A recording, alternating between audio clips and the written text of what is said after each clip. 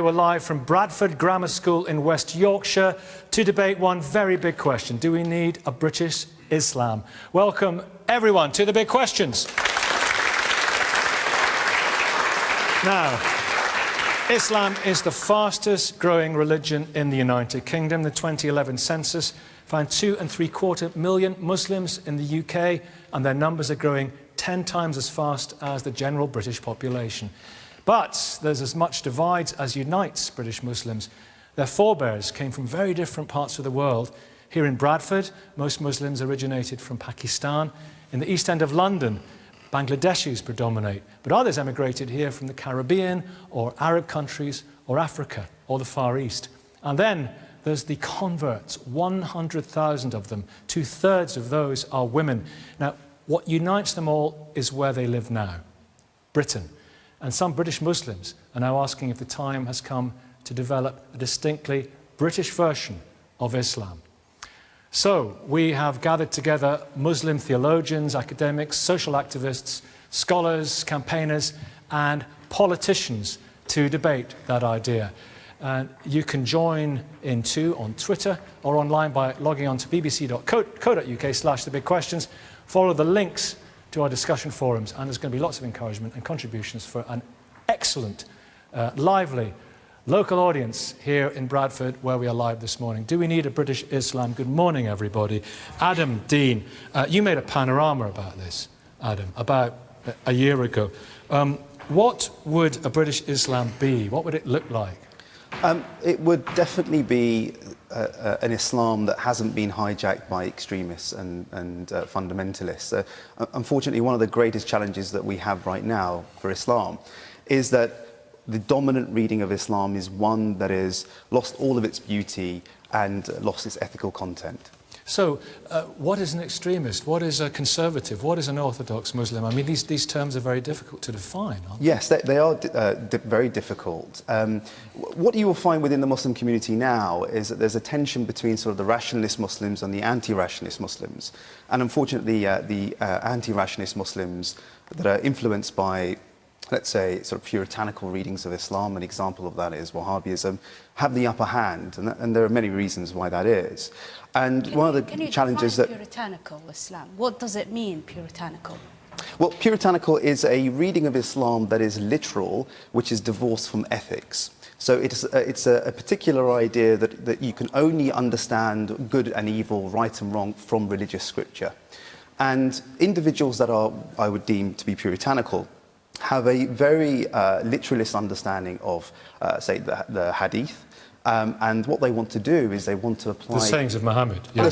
I cannot really see the link Sahar. of this to extremism. Well, we have to appreciate that Islam, likewise Christianity, are universal religion. They are practiced by different races in different countries, and there's no such thing as British Islam, American Islam. Yes, the context is different. Yes, there are British Muslims, American Muslims, but then I find it really problematic to actually paint all Muslims with the same brush and say, you know what, there are like puritanical well, I don't think Islam, he's doing that, with respect. And it's linked to extremism because the reality hang on a second. I don't think it's doing it. I'll come back to you, Adam. It's not a homogeneous. As you said, Tehmina, Kazi, one second, please. Okay, one second. I take your point, and you made your point there. It's unfair to tar everyone with the same brush. I want to ask Adam another question in a minute. For Tehmina Kazi, British Muslim for secular democracy, is conservative, so-called orthodox Muslim, is that a problem, that form of Islam? Very much so, and in my view there are three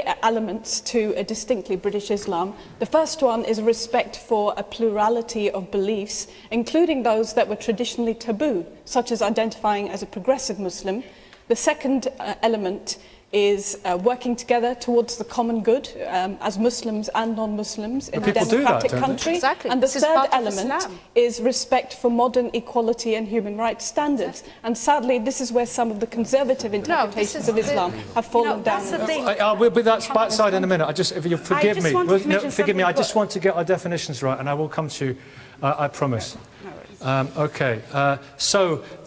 equalities, such as what, you know, A forced prime gender exam- segregation? Yes, a prime example is the Universities UK guidance on gender segregation in public universities, which a coalition of secular activists and groups, including Muslims, had to work very hard to overturn.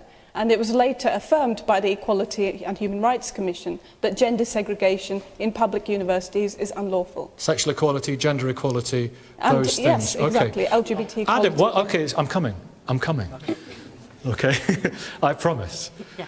Adam, tell me one theological aspect which you believe is no longer applicable to the modern age. Yeah. Before I do that, I just want to clarify that there's a slightly caricature understanding of what I was saying. I don't think all Muslims are in this predicament. I think that the dominating voices that seem to have the loudest voices within our community are a minority, but these individuals that are pushing this type of reading of Islam. Well, here's an example. Well, you can ask the Imam. You can ask the Imam. Yeah, well, there's an example. A majority of these scholars, majority of these individuals that dominate the intellectual Islamic discourse believe that it is legitimate to kill an apostate, someone who has decided to leave the Islamic faith. Now, that is the epitome of irrationality, to kill someone for changing their mind. But what would you ask the Imam? What's your direct question to the Imam? Well, I mean, would you support such a ruling? When you're talking about Islam and British Islam, the first thing I'd be asking you, Nikki, is has this question ever been asked about any other faith? Do we ever say, what's the British version of Sikhism, or British version of Judaism, or British version of... So that's the first question I'm going to ask. Well, I'll answer his question first. I'm coming to your answer. When we're coming down to the theological arguments, I can come to that. Islam is not just about the theological arguments that are between the jurists. Islam is all about love. Islam is about peace. Islam is about respect. But that's just lip service. When how much love can you have for someone for killing them, for changing their mind? Okay. My question to you, do you believe that there is a problem of extremism currently now? Do you believe there is actual problem? There is people like yourself. There is absolutely... Well, it's exacerbated by people like Adam. Extremism exacerbated because... I'll be back with you. A little bit of parenthesis here. Yeah, no, it's a couple of points that need to be explained. First of all, you said we're living in a time where, you know, a lot of the Muslims, they're devoid of an ethical element. Hang on, let's answer that bit of your question. Let Raza finish. Let Raza finish. So you speak about devoid of the ethical element. We're in West Yorkshire, when we had seen in Yorkshire region where there were floods taking place, was majority Muslims that are helping their fellow citizens. So where's the devoid, you know, being void of the ethical element? So they were driven by their faith. So that's one important element. And secondly, when he talks about this, a vocal minority, the reality is this. From someone like Adam, who's part as an outreach director, which is a laughable, you know, title in itself for Quillam. That's not a very pleasant thing. Yeah, and I don't think they're a pleasant organisation. The thing is, for them, it's this. They keep talking about how these people are taking over our country, they're doing this, they're subverting British values, etc. And really, the reality is, if you look at the academic literature, if you look at the reality of young British Muslims, none of that makes sense. And this question of British Islam, you talk to most young British Muslims, they'll tell you, look, I moan about the weather, I queue up, I have Fish and Chip Friday. How much more do you want me to integrate into this country? What team do you support? I'm Arsenal. Oh, dear. Yeah. Okay, Imam. I know, and I think you'll agree. You had a chance to make that point, and you know what? I'm going to be back to you later on because we've got a fair bit of time on this morning. Good. Now, people will watching think that you rather signally did not answer Adam's question. So, to be fair, ask the question again, Adam. Yeah, please. I mean, do you believe that there is a problem within sort of the religious discourse? There is an element of extremism, and do you think that we should condemn the ruling on apostates, that we should kill them? Do you not think that's a problem? Absolutely. Let me put it this way: Islam has freedom of choice, and you can choose whether you want to be in Islam or whether out of Islam, and there is no compulsion of bringing somebody into Islam. No, not into Islam, but if someone is a Muslim who decides not to be a Muslim, do I don't you think think they should... Raza, I'll come to you in a minute. You have to be patient. Do come to me. Do you believe... One second. Do you believe that person should be killed? You are pinning down one single argument of the jurists, The majority of the jurists, the whole of the Muslims. I personally think that person should not be killed. Okay, but do you... If you're asking me about my... Would you let me speak? I've stopped. Yeah. as soon as I begin to answer the question... I'm going to leave. I'll see you all later on. All right? Imam, carry on. I'm going to hear some women in just a second. Don't worry. Imam, carry on. I personally think that that person shouldn't be killed, but that's my personal opinion. That's good. That's good. Which is great. My question... Islam is much wider than that. Why are people just... If you was to look at that way, every single faith, every single democracy, they always have one or two caveats that majority of people do not agree with, and they are not looking at the larger picture. Well, I'm extremely happy that you believe they shouldn't be killed. But do you not believe? Do you not know that majority of the school of thought actually believe that apostates should be killed, and that we need to challenge these ideas? I'm going to. We're up a little. Well, we're not going to get any further with that. We had a kind of answer. Sahar, what would you like to say? And then I'm going to hear from Yasmin. I just wanted to say that the majority of Muslims and majority of school of thoughts, they wouldn't say that they should be killed because there is a main principle in the Quran where it says no compulsion in the religion. That's the reality. But the thing is, like, there's a lot of people like you who feed into this anti-Muslim narrative that Muslims don't accept non-Muslims. They are not willing to engage with them. And we feed back into the rise of this Islamophobia kind of narrative. And who is the victim? Someone like me who is participating with the wider society, engaging, trying to implement the universal values of freedom and justice and pluralism that is not restricted, by the way, to secularism only. These are universal values. Universal values, by Muslims, Christians, and many other people. In just a second, but Adam, you said, I'm sorry to come back to another man, but you did say there, this is the problem. What do you mean, this is the problem? The problem is that when we accept such doctrines, some theological ideas, that we should kill apostates. And for your information, there is a hadith, which is considered to be Sahih, that says that kill anyone that changes their religion. And it's accepted by 3 schools of thought, but potentially 4. So you really need to get your facts right. And we have hate preachers, Islamic scholars visiting university campuses that are actually saying, yes, it's okay to kill apostates as long as they meet the conditions. That's like saying it's okay to rape someone as long as they meet the conditions. It's absolutely absurd. Yasmin, is there a place in modern Britain for any kind of judgment on divorce or marriage or matters of relationships between 2 adult people for Sharia courts? Absolutely not. This is why we shouldn't have a British Islam. There will not be consensus. I think we've had multiculturalism, we've now got multi-faithism. What's wrong with Sharia courts? Sharia courts, are we saying to minority women, not just Muslim women, but best Jewish women when it comes to Beth Deans and other ecclesiastical courts? But marriage is an act of worship in Islam. It's an act of worship, it's also a contract, but are we saying that that Muslim women should not have equal access, an equal opportunity to have access to the law in the same way that non-Muslim women do?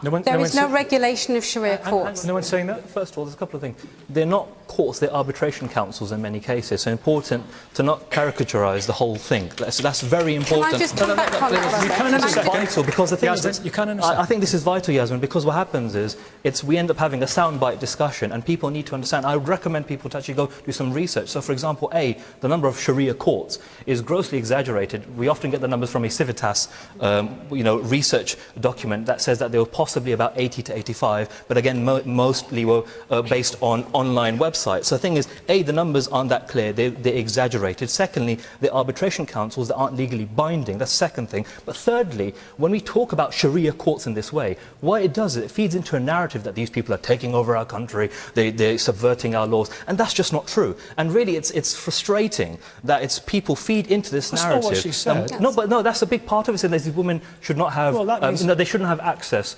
to our courts. Can I come back? But hang on, that's important though, because we say you shouldn't have access to courts. Who's saying they shouldn't? The reality is people will go for arbitration within their own community as they do in other places. The law should but it's not overrule legally everything. binding. The law of the land surely should overrule that. But Yasmin, yeah, as it does. Raza, you've quoted Civitas. I've been doing this work for 30 years, and I have seen over that time that Muslim women are being coerced and policed by their families, and part of it is also the government's fault. The legal aid cuts, so less access to the English courts, and actually seeking redress from religious... coercion of women is not a Muslim phenomenon. No, let me finish. It's not a Muslim phenomenon. Then I'm going to hear from Nadim. I have seen women who said, I don't particularly want to go there, but I'm being told that I have to go there. They don't want to challenge the judgments because they will then be seen to be challenging the word of God. The coercion of women is not a Muslim phenomenon. It's not I'm not saying it's a Muslim phenomenon. Wait, everybody. Wait, everybody. Yasmin, quickly. Then, if you had heard what I said, I also made reference to Beth Deans, which are Jewish arbitration tribunals. Now, there were Beth Deans in operation. That was then, Tony Blair's government used the Arbitration Act to extend it to the Muslim community. Why do we need a parallel legal system when we have the English courts who were there? I've seen Muslim tribunals where women have been told to hand over their children to the fathers at the age of 7, which is contained within our religious texts. I've seen women who... confidentiality is not respected. Okay, Naheed, just on the issue... Okay, very sorry, Yasmin. And where women are going to have to speak with the perpetrator of potentially, usually horrific abuse. Yeah. And they are in a room with 4 men and 1 woman sitting behind correction. Wait a minute. It's not acceptable. Thank you, Yasmin. Can I make a correction? Because I work with women from all backgrounds, not just Muslim women. I'm a Muslim woman, but I work with all other women. What Yasmin just said is more about cultural. The oppressions of men comes, we work with women who are facing domestic violence. It's across the board. It's not just Muslim women. So don't try to, and it's what cultural practices we have within our family. I'm dealing with Hindu, Christian, Buddhist, and the Christian families. We have got those oppressions. So we are not just only working with women from Muslim community. And in terms of Sharia court and Sharia council, some of the women, they feel comfortable going to Sharia court, and that's their choice, and that's the choice they're making. Yasmin's choice. We are actually dismissing I'd like the to hear from choice women for a little while, if I may. I'm really tired of that's cultural, this is religious. If we just got back but that's the reality. Religious practice. We should separate. Are you saying that Islam actually, came in a... Excuse me, please let me finish. Are you saying that Islam came in a context where there was no patriarchy, where there was no misogyny? And that's what Islam demolished that. We haven't gone back with Okay, everyone. What about other aspects? Are there any aspects of theology that need to be reinterpreted? I wonder. What about saying that Sahar, you can maybe come to us on this and explain, because this is something that's maybe misunderstood from people who are out with Islam. A woman's word is worth half that of a man's. How can you, as an independent, intelligent, professional woman, ever accept that? Let me answer. Okay, so what we have to understand. The Imam saying, "Let me answer that one." No, let's. If you like, can we get a woman to answer it, please? I will explain to you. That's the thing, that there are some certain principles in Islam that are applicable in certain contexts. The verse that you mentioned in the Quran, it is mentioned in the Quran, but in a certain context. When the woman does not doesn't have or she does not have a dependent, she has half of the inheritance. If she is in charge of her house, or she is the responsible for providing livings for her families, then she's got an equal share of inheritance with men. So it's not black and white. It's not applicable her word in all is cases. Worth half that of a man's. You have to see these cases individually. If there needs to be 2 women witnesses for 1 man. How can you accept that? Adam, very quickly. Yeah, I think there's a confusion here. You're talking about a different verse. The sister here is talking about another verse. The verse says that in terms of a contract, or as witnessing, that to every man there must be 2 women. And So these kind of extremist Muslims, puritanical Muslims, believe then, therefore, they extrapolate from that a woman is less than a man, and their witness is less than a man.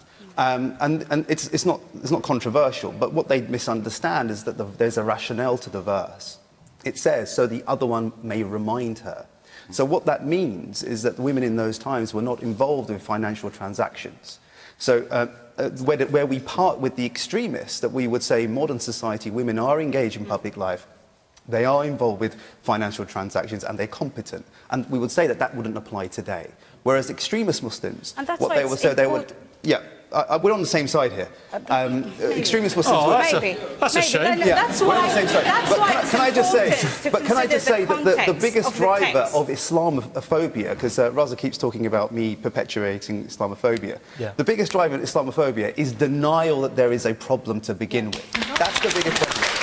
And as for his, sorry, can I just finish? As for his jibe at me and making fun out of my position at Quillam, that's ironic, given that your leader of your organisation thought that he was persecuted by Mossad because they stole his shoe, and that's ridiculous. So please keep your comments to yourself. Maybe though, Raza, that does. Maybe it's a serious point there, because a lot of people, Askar Bukhari, who was certainly a leading light in your organisation, no longer, but he was.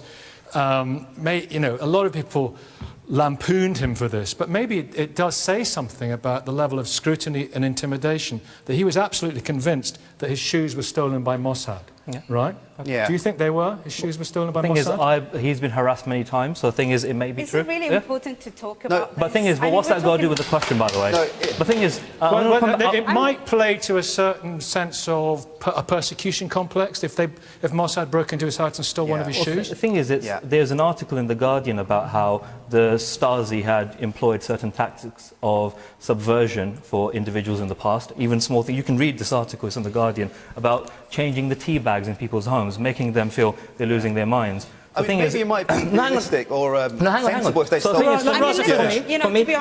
harassment of a Muslim activist who speaks out against Israel's occupation of Palestine, who critiques the government on draconian policies, to be honest, harassment of a Muslim like that is not that surprising at all. You talk to most Muslim activists, but the question is, they did they face it all the steal his time. shoe? And look at what Adam's doing right now, that we're talking about an issue about British Islam, talking about Sharia and stuff, and he brings in this issue. It's ridiculous. No, I brought it in response to your claim. Look. It wasn't a claim. Your organisation is a joke. And now the boot's on the other foot. Let me take it over here. Afshin, is there a problem with Orthodox Islam? Because those who believe that they follow the true path of Islam will find that, and are finding that, grossly offensive. An attack on their credo, an attack on their beliefs. I mean, this is exactly the heart of the problem. I mean, if you look at the entirety of Islamic history, there have been more disagreements among Muslims about the truth than agreements. And the current situation is not any different. And again, these terms that we are using, kind of conservative Islam, extremism, they're all extremely contested. I mean, what do you mean exactly by conservative Islam? I mean, if you mean basically conservative Islam representing kind of exclusionary ideas, if you think that conservative Islam kind of breeding supremacist ideas, yes, this is exactly the heart of the problem. But the same term and the same kind of terminology is understood in so many different ways. And actually this quest to find the truth, actually this has been going on for a very long time. And that actually goes back to the heart of the discussion about if we need kind of British Islam or not. Because if you look at the ways in which Islam has been manifesting itself throughout history, Islam has been able to go and fuse itself with different cultural particularities. Is that happening in this country? There's an issue. Sorry, Raza. No, sorry, Dr. Shah. The thing is, I appreciate your point about the contesting of terms. That's a very valid point there. But I think what I find about this British Islam argument, for me and for many of the young Muslims I've spoken to, for me it's the colonial undertones, which is that what does a minority need to do more to fit in with the majority? And integration is not a one-way street, it's a two-way street. And in reality, when you look at David Cameron's unhelpful comments about women need to learn English to fight extremism, but there's no causal connection to extremism, when he talks about having a fund for English, 20 million, but then slashes it by 45 mil the year before, all these different things, when you have people saying that we're against Sharia, and yet George Osborne introduces the first ever Islamic bond system in this country under the coalition government. For many Muslims, it goes, there's no consistency from the government. Because there isn't a single Islamic community in this country representing Islam. And the heart of the problem is there are certain individuals or certain groups. Do we all have to be the same? No, but we have to be ethical. Wait a minute, everybody. Wait a minute, everybody. Be quiet just for a second, please. Be quiet just for a second, please. Tehmina, you've been trying to come in. Archaic interpretations of religion, particularly those that run counter to gender equality, must be challenged. What runs counter to gender equality? Because there are many interpretations of this, and I'm sure that Sahar and others would say that this is an outrageous thing to say, but this is about self-expression. I mean, Sahar wearing the veil, that is about equality. That's about her making choices, and that's about freedom of expression and her articulating her religious and political beliefs. So what are you talking about? We've already talked about gender segregation, but I'm talking about women's empowerment in religious spaces more broadly. If you go to a lot of mosques in the country, they don't even have adequate space for women. So a group of us a few years ago decided to set up our own mosque. I agree with you. The Inclusive Mosque Sorry, Initiative, Tehmina, let's just hear Tehmina out. Which, as far as I'm aware, is the only mosque in the country which has openly LGBT people on the committee, which creates an inclusive space, even for ex-Muslims to come, if they want to come to our events and to listen from our perspectives. So we need an inclusive space that respects different viewpoints. Let's talk about women in Islam now. Naz Shah, though, we haven't heard from Naz yet. I promise you, Sahar, we'll be back with you. Let's talk about women in Islam. And anyone wants to make a point about women's position in Islam, please do put your hand up. Lady there in the second row, Naz, I'm going to be right with you. A quick point. Good morning to you. Good morning. What I don't understand is you live in Britain, right? So your loyalty, as far as I'm concerned, should be to Britain. You should abide by the laws of the land. So why are we even talking about Sharia councils? They should not even be here. You have issues, you have laws that are here that protect equality for women. We've heard the answer to that. We've heard the very articulate answer to that from Raza. But gentlemen, there with your hand up. Yeah, so, you. Everyone seems to have these conflicting points on the front row, and it's like, what if I didn't know anything about Islam? Yeah. What Muslim do I talk to find out? It seems that it depends what Muslim you talk to, you get a different version of Islam. That's what Dr. Shah has got. It's pluralism, isn't it? There are many different forms of Islam. And that's why this term, the Muslim community, is so meaningless. Because there are so many different communities. It's about human beings. Naz Shah. Good morning. Good morning. You're MP for this neck of the woods, absolutely. Aren't you? First of all, welcome to my constituency. It's lovely. I love it here. It's good to have you here. So what about women in Islam? Is there a problem? I'm going to make a few points because I've been listening attentively to everybody and what everybody's had to say. And let me be really, really clear. In terms of women and Sharia courts, yes, there is an issue where women have, and I am aware of women that have gone to Sharia courts that have been encouraged to go back to violent partners. That has happened. But let's not confuse that with religion. Well done. Let me be really clear about it. Okay? Second, I sit here as a woman who was very anti-Muslim men, was very anti-Islam because of my cultural upbringing, because of the experiences of my mother, and because of the experiences that I had. You had a forced marriage, didn't you? Yes, absolutely. However, 15 years ago, when I met some good Muslims who actually taught me about what real Islam was, I then learnt about Islam.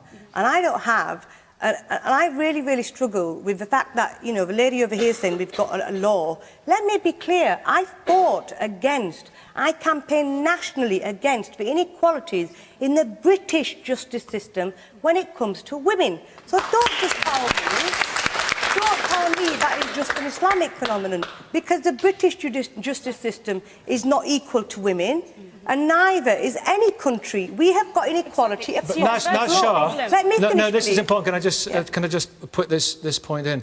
It's all about direction of travel. Absolutely. Though, isn't it? So let's be clear. In terms of Sharia courts, in terms of where they act as mediatories, where there are bad practices, absolutely we need to rule that out. We need to make sure women should not be encouraged to go back to violent partners. Women should not be persecuted. Children should be held with respect. And so should women. They should be kept with equality. Now, coming back, and before you tell me that I'm personalising this, Adam, because I will not have that. What I will say, though, as for Quillam Foundation, and I will name the organisation, for me, Only yesterday, I think it was, I read that the Quillam Foundation have been knocked back by 45 institutes in Australia who refused to engage with them. Only yesterday, I was tweeted. Sorry, can I just answer? I've given you respect. I've given you the respect to listen to you, and I expect that in return. Going back to the Quillam Foundation without people, let's be clear. We have the Quillam. I was tweeted yesterday with, as a member of the Home Affairs Select Committee, I took evidence from Quillam, and I asked Quillam, and I put this out again, once again. The Quillam Foundation sit here and tell us that we are in denial. We are in denial of what exactly? To me, the Quillam Foundation is stripped of all credibility when it says we are in denial of things, when actually in Bradford there is no denial. There is an issue of radicalisation. There is an issue of safeguarding. There are issues where people, well, the likes of Daesh, reach into our homes through social media, through the internet. That is, nobody's denying that. And the thing is, what we are different, where we are different, is our responses to that issue. We will address some of those issues of radicalisation and security in a few moments. Vitally important. It behoves me to give Adam a response to what we said. Well, thanks for that. It was very cute. But what I would say is that you said it's got nothing to do with religion. When we say that religion has something to do with Sharia courts and partners going back to their spouses because of, and they're still a victim of domestic violence, you say that we have to make a distinction with religion, but the whole point of going to a Sharia council is because of religion.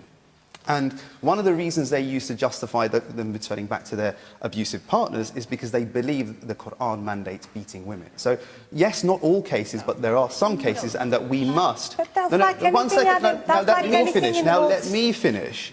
So there is a sense of denial here that there is a problem in the way that we read the Quran. I don't believe that the Quran mandates beating women, but a lot of Muslims of the scholarship, let's say, they see... One second, Yasmin, now let me finish. Imam, wait a minute. Can I just come in on the Sharia? Can I just come in on the Sharia courts?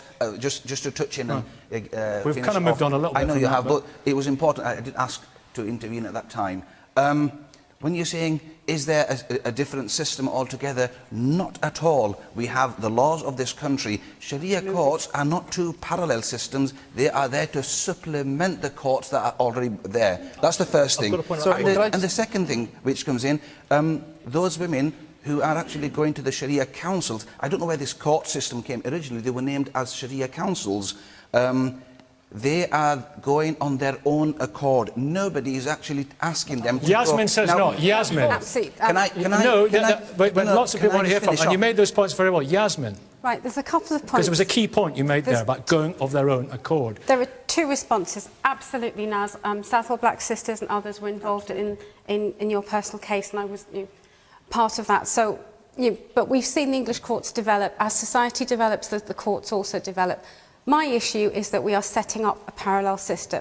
The other thing is it's reductionist. That's exactly what I said. It's not a parallel system. It's supplementing the system. And that's why Imam Sahib, can I just say, but in my experience... You're going on your own accord because the same thing that you can achieve from a Sharia court... Let me tell you from a theological side. She hadn't finished. You can actually achieve from a normal English system, from the magistrates as well. Can I just... So the khula that you're talking about, or the divorce, that can be... Okay. Right. Ready, can I just steady, please... go. Right, can I please make this point? I have got vast experience of women who do not want to go to those systems, but are pressured.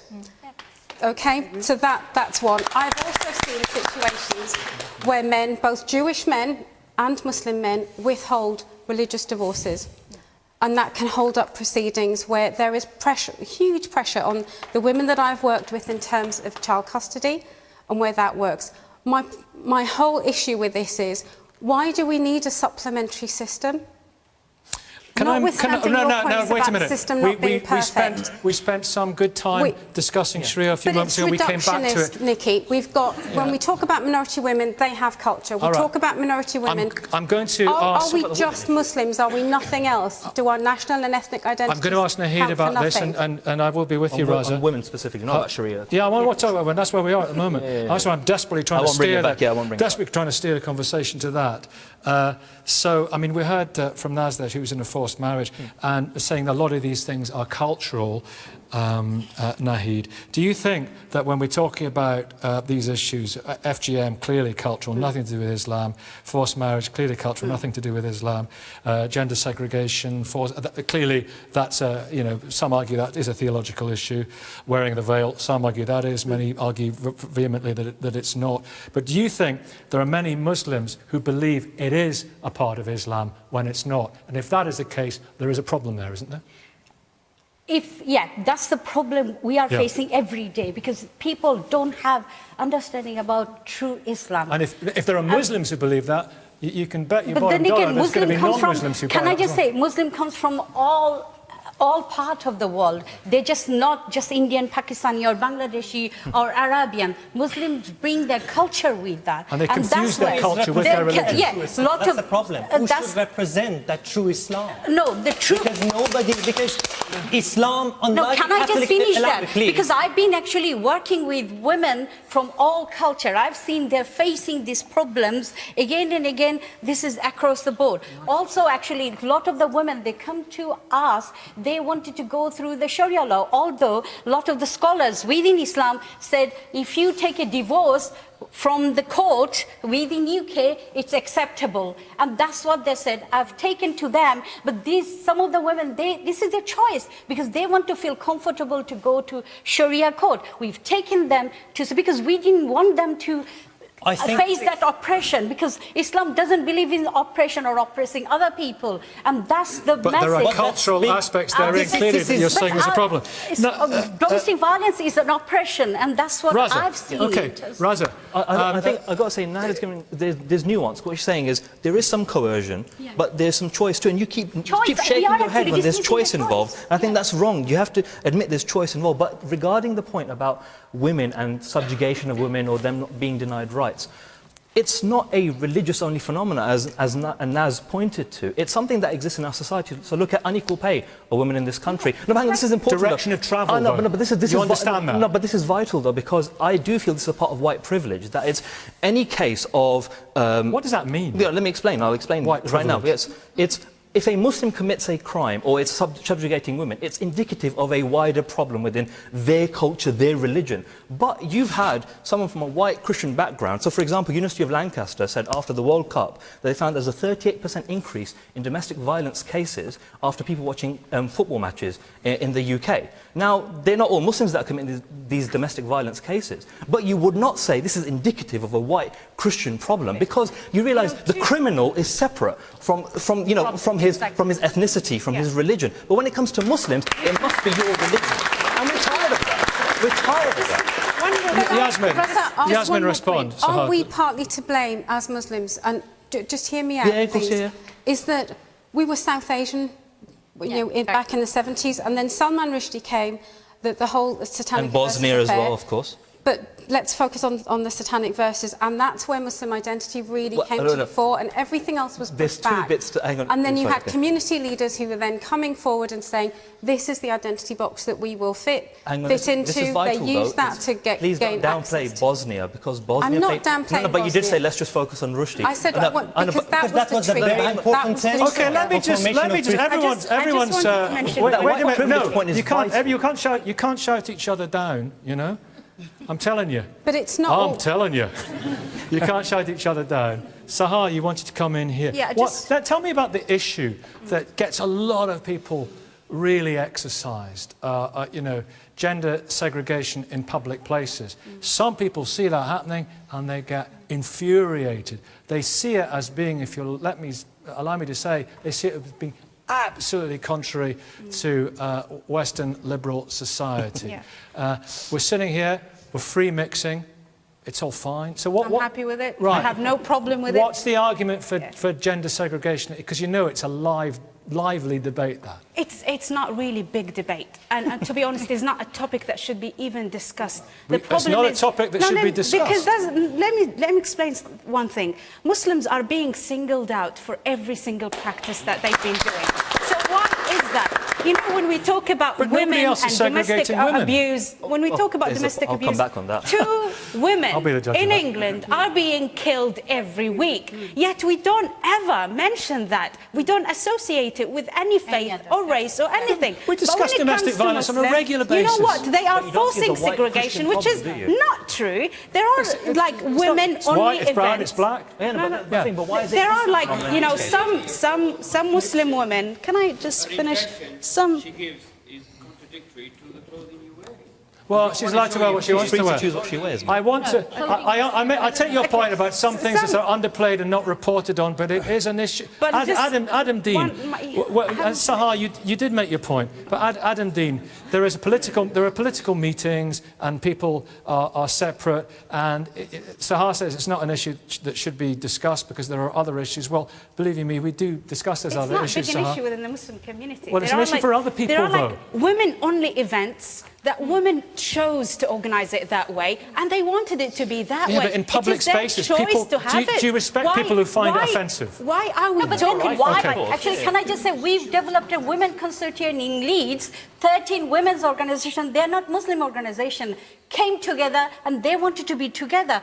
Why is it done? Why Women is it feel problem? comfortable, so it's not a Tehmina. problem. To be that way. Tehmina, what's going on here with this? Because it's an issue, we should discuss it because a lot of people find it offensive. A lot of people cannot understand why those find it offensive because there's women only this, there's men only this, but this is forced gender segregation. That's how people see it. Is it a problem? It is a big problem, and for me, It's a choice. She says it's a choice.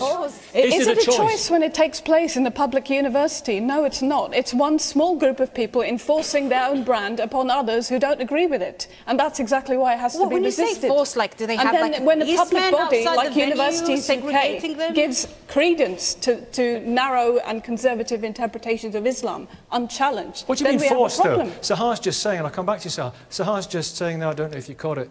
She's saying, what do you mean forced? Is the policeman outside? Are the policemen corralling it? Are the security people saying, you sit there and you sit there? No, but the conditions are created so that anybody who dissents or who doesn't, who publicly opposes this particular interpretation of Islam is treated as a pariah, and that has to stop. The sort of progressive interpretations need to be given greater space in Muslim discourse, which is not happening at the moment. Do you know why this Sahar?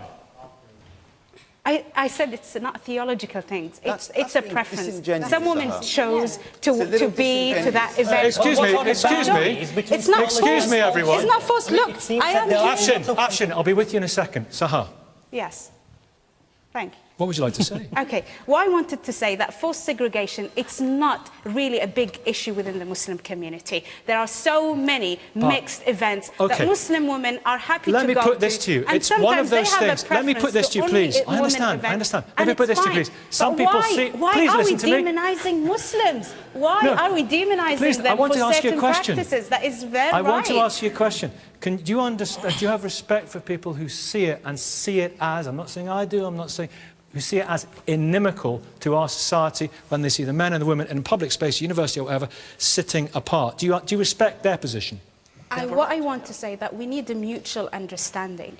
I want to know, why did she come to this view? Did she really attend this event? Has she interacted with these women? You know, I wanted to know that. How did you actually conclude that? Let her answer the question. Because, like, a lot of women chose to wear with their own, chose to sit within their own group in a venue out of their choice. Let her answer the question. They don't want to be with University's men. Islamic so why Society. is the problem that they don't want Let her answer the men? question. My university's You know, if you were Islamic in a Society, restaurant, I had to sitting sit on a in table, Let her gender-segregated event. please answer the question. I had to sit in a gender-segregated event at a University Islamic Society where I couldn't even ask questions because it was deemed to be immoral. I had to ask my question on a piece of paper and give it to someone to take up to the panel. Audience in a second. Now, Sahar, please. Adam Deen. Yeah, I think it's important to say Let's that make it right. the problem does exist, and it is a sort of obsession with sex. There is a type of reading of Islam that's obsessed with sex and the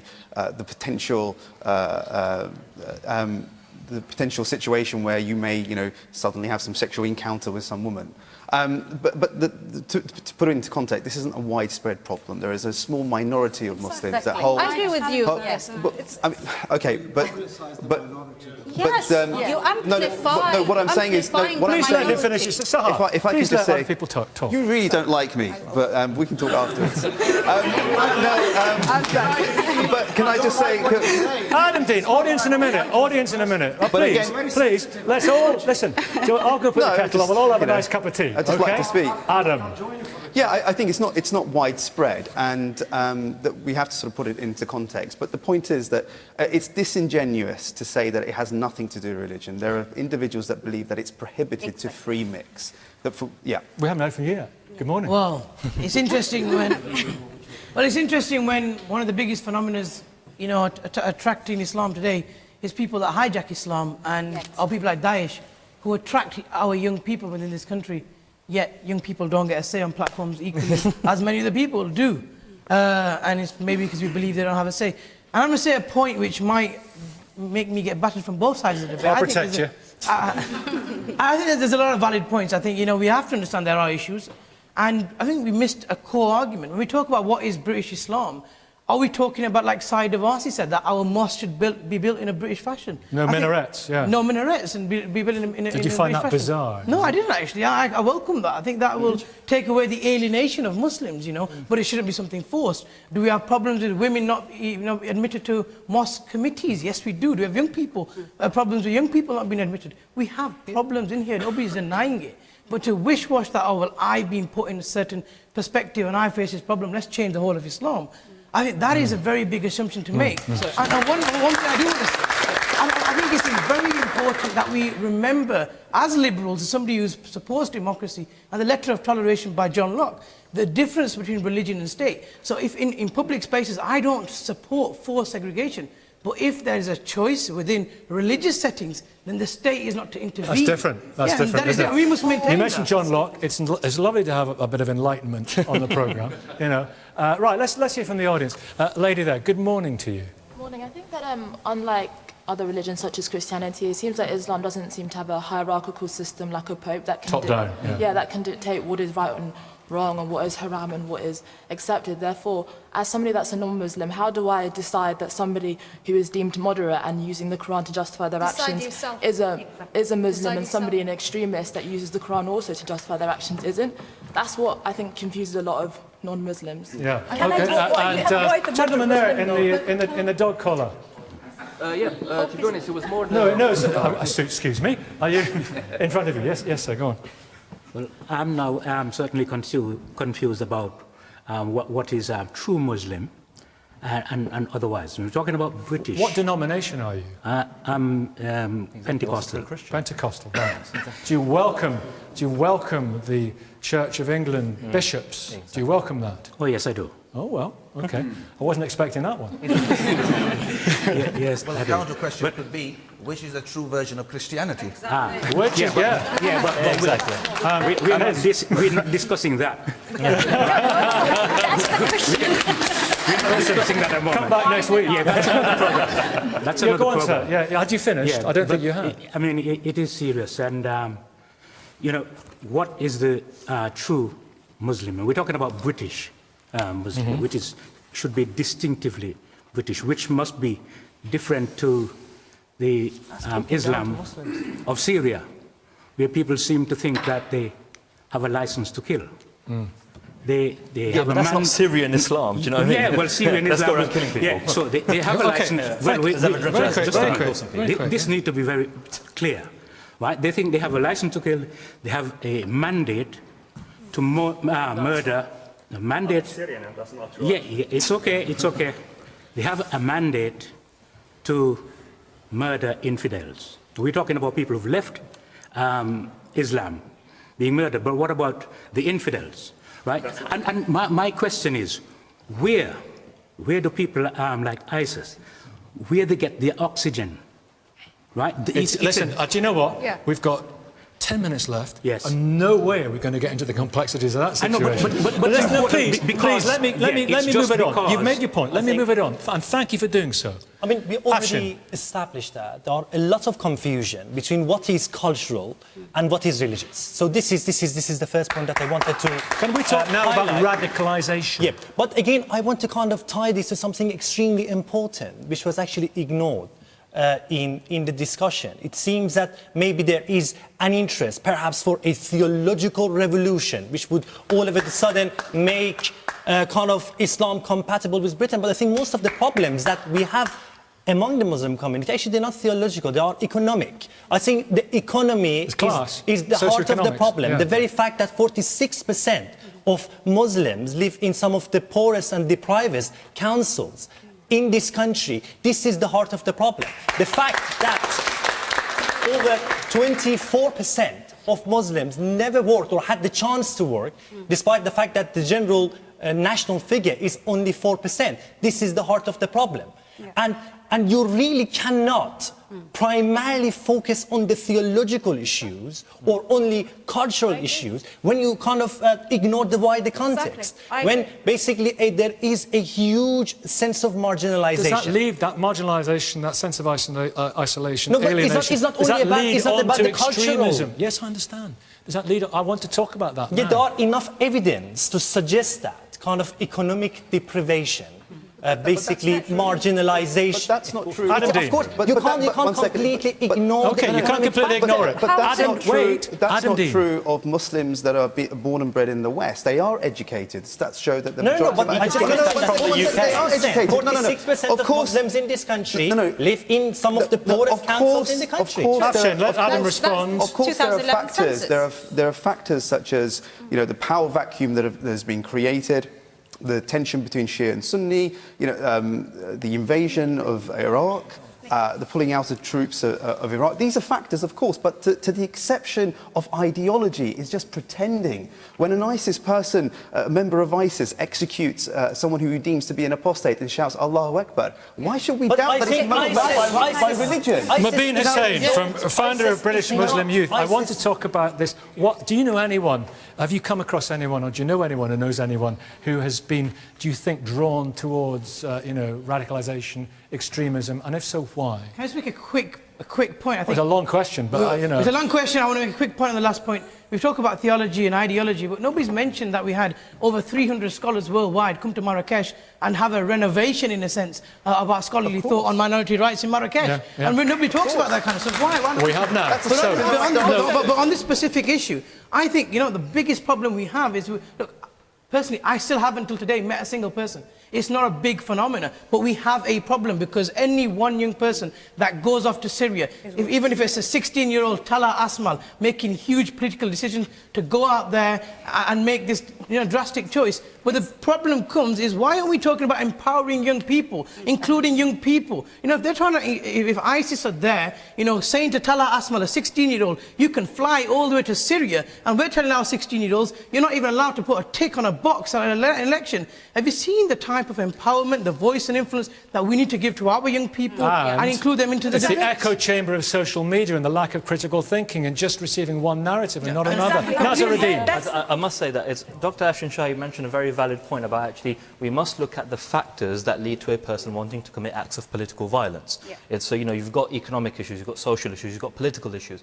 But I think this is where I take real contentions with people like Adam Deen, is that they want to focus on saying that it's a religious phenomena, because actually if you look at academic studies, I'll cite some, Professor David mentioned this come on. Hang on, let me finish my point, Let's be clear about because it's important to include academia. Let's be clear about Adam, you'll respond to this in a minute. Not yet. It won't affect your funding from the government, I promise. The thing is, Dr. Rizwan Sabir we've been funded by the government in 4 years. Nazaruddin finished, and then here's the plan. Here's the plan. Raza's going to finish his point, then I'm going to go to Adam to respond to it. Thank you. After that, who knows? The thing is, so you've got Dr. Rizwan Sabir from Liverpool, John Moores University, you've got Aaron Kunani from America, you've got writers like Nathan Lean. And they say what? And what they say is this, that to say it is a religious phenomena is actually empirically incorrect. You cannot, there is actually no sound study that points to that. And the only people that push this sort of idea are those that sit with the government at the table in this country who say, yeah, you know what, it's nothing to do with you bombing people or supporting, you know, dictators in the Middle East. It's all to do with the understanding of religion. Even, you know, it's more complex than that.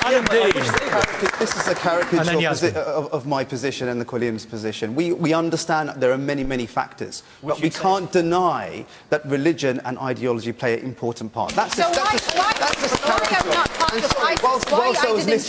I was listening to Raza, Naz here made a comment that we're funded by right-wing We certainly have affiliations. Well, then, that's guilt by association. If you let me finish, that's guilt by association. Let's not make it about this Quillam think tank. Let's make it about what we're talking about. That's guilt by association, and also, by the same token... Excuse me, everyone. I want to talk about radicalisation, and I want the response to what Nazar Razim said, which was very interesting.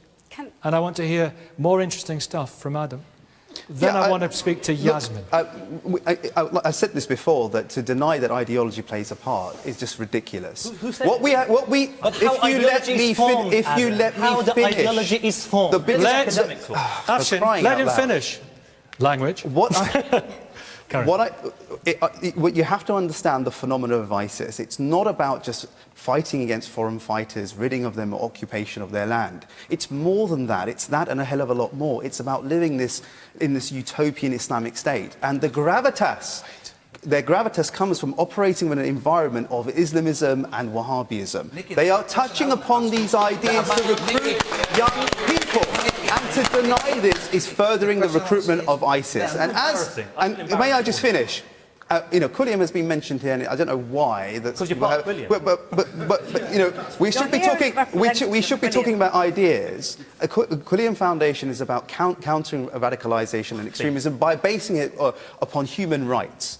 Okay, and I don't understand what problem that you have with the Quillam Foundation. Could you two discuss this later on? Yasmin, you wanted to come in. Okay, Sheikh in a minute. Yasmin, what did you want to say? I am really tired of this victim narrative. Yes. Of course there are pockets of huge economic deprivation amongst Muslims in this country, but we are not the only community. If you look at prison statistics, it's disproportionately African Caribbean men. Stop and search is still disproportionately African Caribbean men. I'm not by any means dismissing the experiences of Muslim people, but we have a political representative here. You've mentioned Saida Varsi. We have representation in the arts, in academia, in the political processes.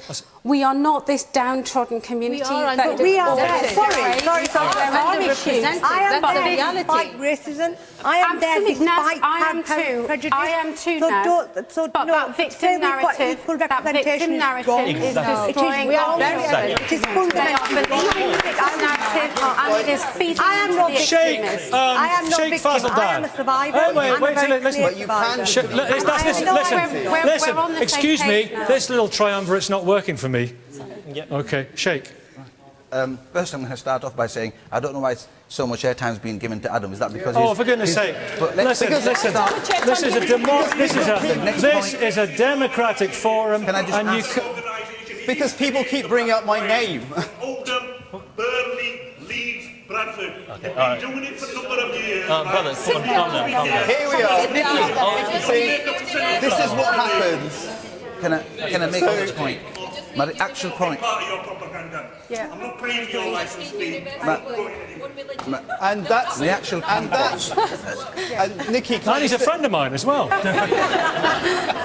And that Sheikh. Yeah.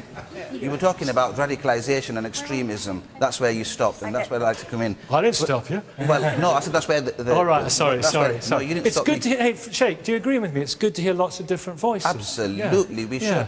Let's discuss with each other in a democratic, civilised forum. Absolutely, we should. My only point was that rather than giving one person more time than others, that was my problem. Radicalisation, it does happen. Extremism, what is extremism? That's the next question. Where does it happen? I wish we all knew. Because the first thing that the government is trying to say is it's happening in the masjids, because we are coming from the religious aspect.